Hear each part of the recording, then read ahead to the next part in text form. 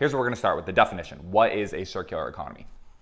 A circular economy is a closed loop system that designs out pollution and waste. So for today's example, the pollution and waste that we're trying to design out is the United States dollar. And why are we trying to design out the United States dollar? Because the United States dollar is corrupt. Google Cantillon effect and Google WTF 1971, or go on Bitcoin Twitter. Covered extensively, don't have to cover it here. The solution to the corrupt United States dollar is a Bitcoin circular economy. So again, back to the definition, a circular economy is a closed loop system that designs out pollution and waste. So the US dollar is the pollution we're trying to design out, and the waste is all the banking fees and all the middlemen and everything that goes along with just the static legacy banking and USD system. Because the banking system is tied in with government and it's just gotten too bloated and too bureaucratic, and we need to start over for moral reasons and for efficiency reasons. So designing out the pollution, designing out the waste. Okay, how do we do this? How do we have a closed loop Bitcoin system? Well, each of us as our own economic actors, there's three main things we do, right? With our, our stored labor. We save it, we earn it, and we spend it, right? So all three of those buckets are important. Here's my current state. This is Brian Harrington, my current state. My savings is split 50-50 percentage-wise between USD and Bitcoin. So Bitcoin is a different currency. It's a different paradigm.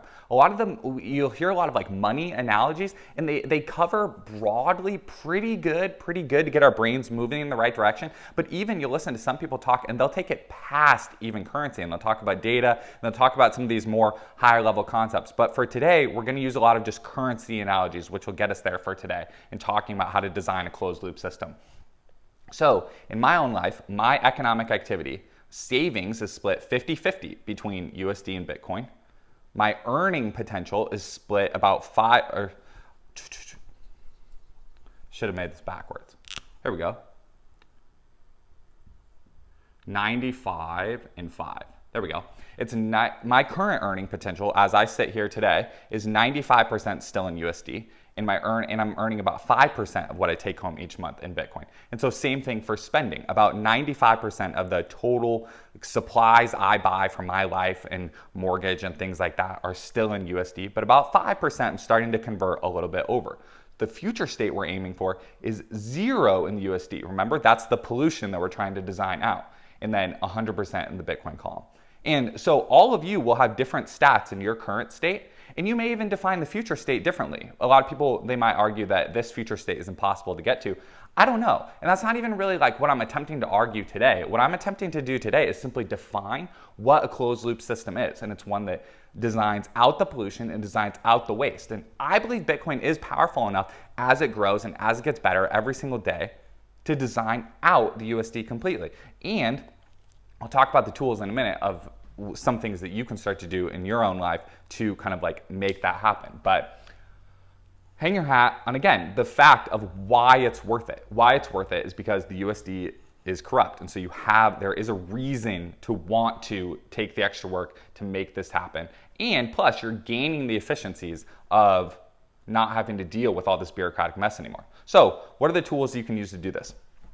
I think the most powerful one is Bitcoin meetups, because it's really tough to do this one-off. And because think about an economy. An economy is not one person. Like one person cannot be a closed loop system. You need several economic actors in order to make something happen. And this is why you hear a lot of the podcasts talking about localism and local control, because a lot of the problems caused by the USD being corrupt are all about just bureaucratic bloat and too many rules and too many taxes and too much middlemen on people's economic activity. And so to really make progress at this, you need a community of people in your local area to do that. And so here in Orange County, we have the Orange County Bitcoin Meetup. And this is why I've been able to kind of progress on some of these ideas and start to open my mind a little bit on each of these buckets, because you need each of these buckets to talk about a closed loop system. You can't just talk about savings. Savings is important, and look how much it's progressed. And even in your life and Bitcoin Twitter life, like you've progressed so far on this,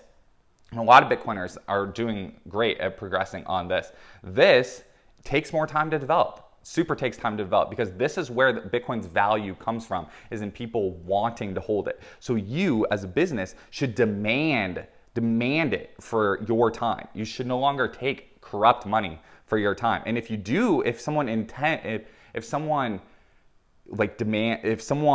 wants to pay you with inferior money, charge them double, raise your prices, because there's a lot of baggage that comes from dealing in the USD world.